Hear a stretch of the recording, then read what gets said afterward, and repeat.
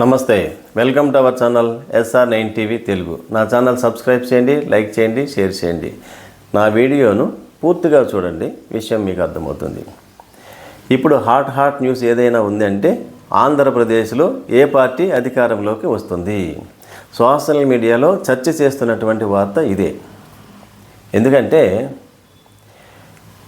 82.5% ఓట్ల శాతం పోలైనటువంటి ఎలక్షన్స్ ఈ సంవత్సరం మే 13, 2024.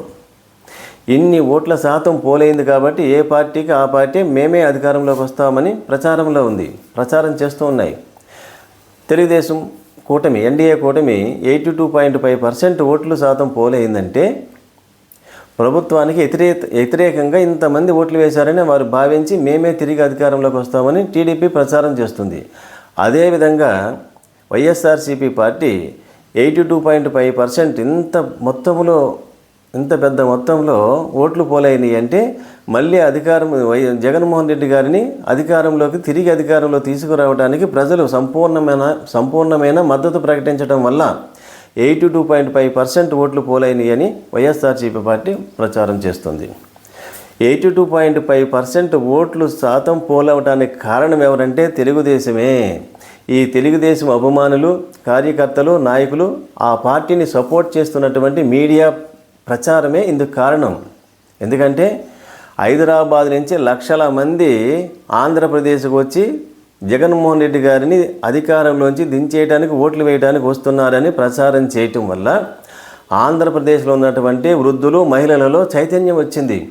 అయ్యో, మా అభిమాన నాయకుడు ముఖ్యమంత్రిని ఓడించడానికి హైదరాబాద్ నుంచి అన్ని లక్షల మంది వచ్చి ఓట్లు వేస్తున్నారా? అయితే మా ప్రతి ఓటు విలువైనది. మేము జగన్మోహన్ రెడ్డి గారిని తిరిగి అధికారంలోకి తీసుకురావాలి అంటే ప్రతి ఓటరు ఓటు వేయాలని భావించి వృద్ధులు, మహిళలు అందరూ లైన్లో నిలబడి ఓట్లు వేయటం వల్ల 82.5% ఓట్ల శాతం పోలైంది. అయితే ఈ సోషల్ మీడియాలో ఈ సర్వే సంస్థలని హల్చల్ చేస్తున్నాయి రిజల్ట్ అని.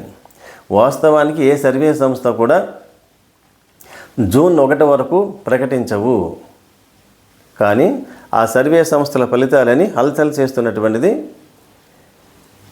ఇంటెలిజెన్స్ సర్వే అని ఒకటి హల్చల్ చేస్తుంది. ఆ సర్వే సంస్థ ఇచ్చినటువంటి రిజల్ట్ ప్రకారంగా 139 అసెంబ్లీ స్థానాలలో వైఎస్ఆర్సీపీ పార్టీ విజయం సాధిస్తుంది. 21 పార్లమెంటు స్థానాల్లో విజయం సాధించే అవకాశాలు ఉన్నాయని హల్చల్ చేస్తుంది. అది వాస్తవా కాదా అనేది జూన్ 4 మాత్రమే తెలుస్తుంది. ఈ సర్వే సంస్థల ఫలితాలని చూసి ఎవరు కూడా బెట్టింగ్లు వేయవద్దు. బెట్టింగ్లు వేసి మీరు నష్టపోవద్దు. మీరు నష్టపోయి మీ కుటుంబాలను ఇబ్బంది పెట్టవద్దు.